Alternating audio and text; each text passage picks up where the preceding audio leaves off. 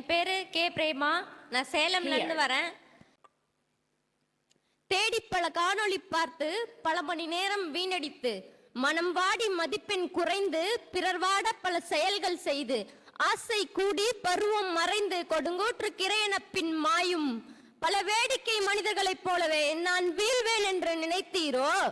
நூலகம் சென்று புத்தகம் படித்து வித்தகம் படைக்க சத்தியம் எடுத்தோம். மாதா பிதா குரு தெய்வம் இவர்களை வணங்கினாலே வாழ்வில் உதயம்.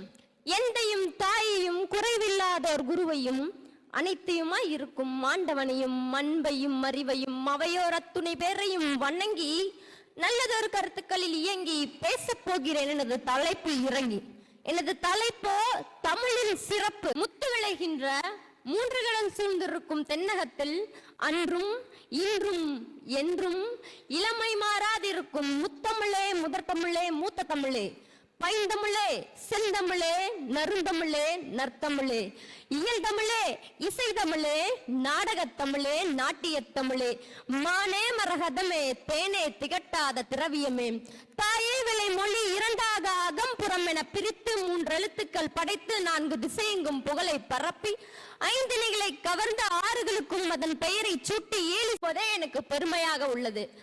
அண்டை நாடுகளில் அங்கிருக்கும் மலைகளையும் சிலைகளையும் பிணங்களையும் பிரமிடுகளையும் வரலாறாக பேசும் பொழுது செம்மொழியாம் தமிழ் மொழி தாய்மொழியாம் தமிழ் மொழி சங்கம் வைத்து வளர்த்த மொழியாம் தமிழ் மொழி உலகின் மூத்த மொழியாம் தமிழ் மொழியை நாம் ஏன் வரலாறாக பேசக்கூடாது?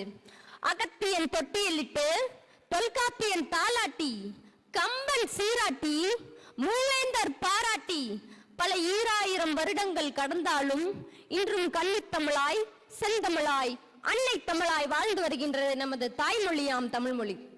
தமிழுக்கு 1ஆம் நூற்றாண்டில் இருந்து 20ஆம் நூற்றாண்டு வரை மிக பெரிய வரலாறு உண்டு.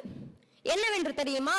1ஆம் நூற்றாண்டில் தொல்காப்பியம், 2ஆம் நூற்றாண்டில் சங்க இலக்கியம், 3ஆம் நூற்றாண்டில் திருவாசகம், 4ஆம் நூற்றாண்டில் ஆசாரக்கோவை, 5ஆம் நூற்றாண்டில் பெருங்காதை, 6ஆம் நூற்றாண்டில் கர்லாலம், 7-8 நூற்றாண்டுகளில் தேவார பாடல்கள், 9ஆம் நூற்றாண்டில் ஆழ்வார் விதிகளின் பக்தி பாசுரங்கள், 10ஆம் நூற்றாண்டில் சீரக சிந்தாமணி, 11ஆம் நூற்றாண்டில் பெரிய புராணம், 12ஆம் நூற்றாண்டின் முற்பகுதியில் கந்தபுராணம், பிற்பகுதியில் கம்பராமாயணம், 13ஆம் நூற்றாண்டில் சிவஞான போதம், 15ஆம் நூற்றாண்டில் தலபுராணம், 15ஆம் நூற்றாண்டில் வில்லிபுத்தாரின் பாடல்கள், 16ஆம் நூற்றாண்டில் திருவிளையாடல் பாடல்கள், 17ஆம் நூற்றாண்டில் தேம்பாவணி, 18ஆம் நூற்றாண்டில் சீராபுராணம், 19ஆம் நூற்றாண்டில் வள்ளலார் பாடல், 20ஆம் நூற்றாண்டில் மகாகவி பாரதியின் பாடல் என்று 20 நூற்றாண்டுகளாக வரலாறு படைத்து வருகின்றது நமது தாய்மொழியாம் தமிழ் மொழி.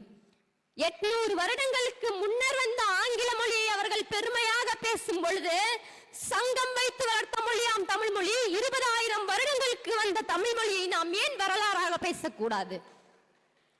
தமிழன் ஒழிப்பு ஆங்கிலேயன் ஒழிப்பு முறையில் லட்சத்திற்கு மேல் சென்றால் மில்லியன், பில்லியன், ட்ரில்லியன், குவாட்ரில்லியன் இவ்வளவுதான் உள்ளது.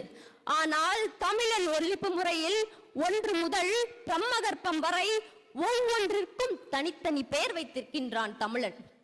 1, 10, 100, 1000, 10,000, 10 லட்சம் இவ்வளவுதான் உங்களுக்கு தெரியும். அதற்கு மேல் சொல்கிறேன்.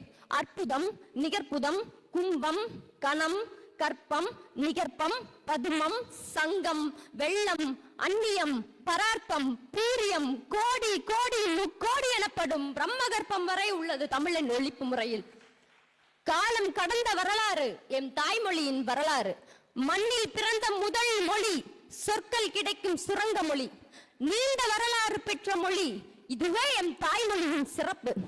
தடுக்கி விழும்போது மட்டும் அ, சிரிக்கும் போது மட்டும் இ, சூடுபட்டு விட்டால் மட்டும் உ, அதட்டும் போது மட்டும் ஏ, ஐயத்தின் போது மட்டும் ஐ, வியப்பின் போது மட்டும் ஓ, வக்கலியின் போது மட்டும் ஔ, விக்கலின் போது மட்டும் மக் என்று தமிழ் பேசி மற்ற நேரங்களில் வேற்றுமொழி பேசும் உங்கள் தமிழ் நண்பர்களிடம் என்று சொல்லுங்கள்.